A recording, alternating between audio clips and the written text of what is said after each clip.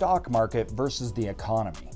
Why, when the economy fills and is doing bad, the stock market is doing good? And vice versa. Why do they diverge? This is confusing because the stock market doesn't seem to match up with reality.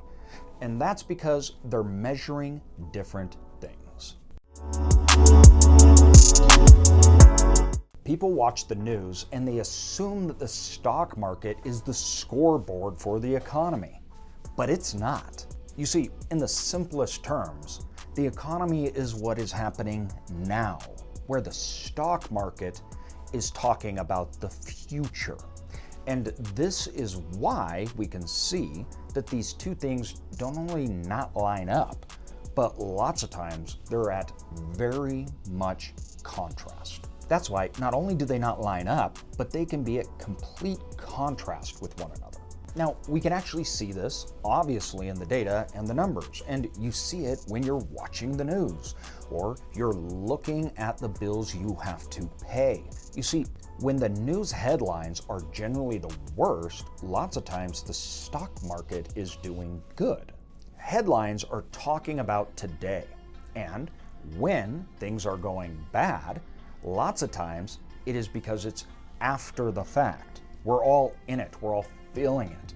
Normally at that time, the economy is bottomed out because the results are there and we're reporting on what's happened and what people are feeling today. Investors look at it as that's the bottom and they're investing for the future. They're also investing in what could happen. We see this with AI. This creates a situation where the money being allocated is for years in the future, productivity and gains that have not occurred yet.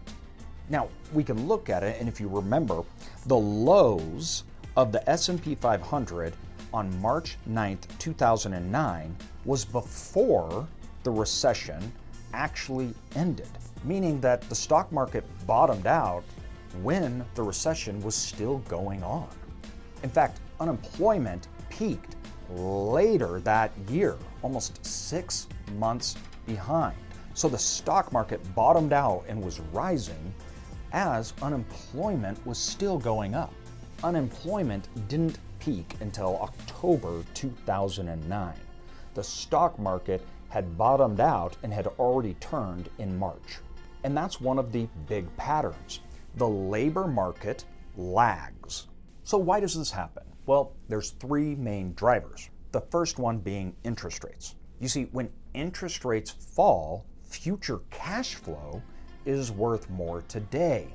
And interest rates fall as the economy is struggling and they are trying to restart the economy.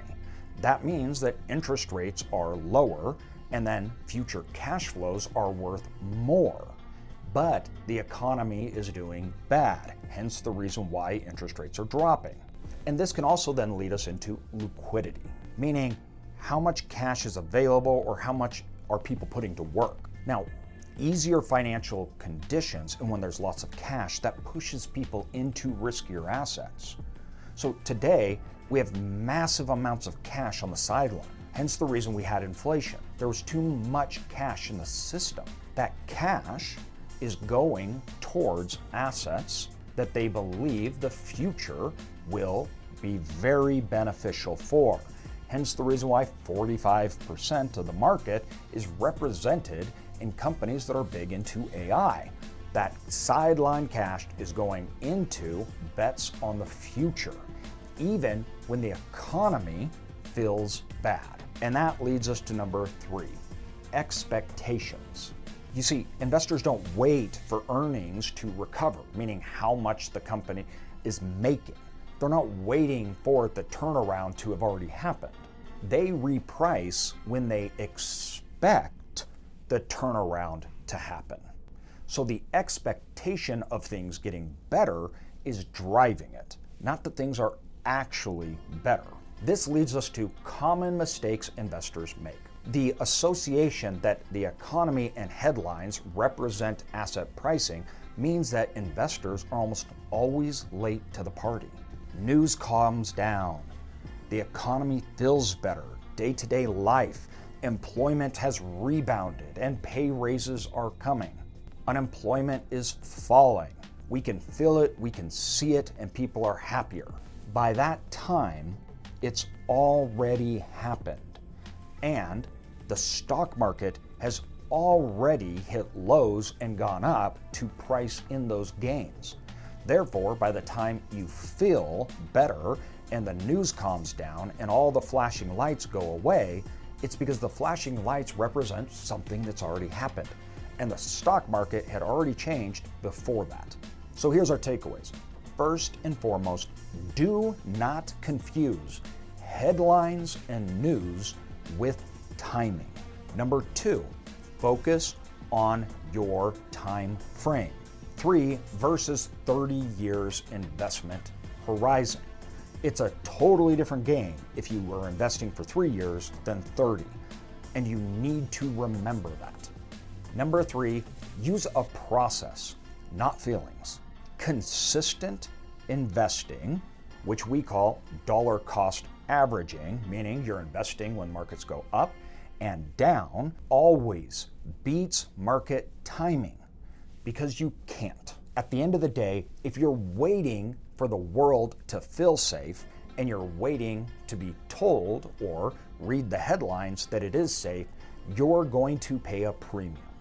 Markets move when probabilities shift, not when headlines or reality occurs. So, where do you think we're at? Do you think that right now the stock market is accurately predicting what the future will happen? Or do you think that it's way off? Make sure you like and subscribe to understand how the economy and investing works.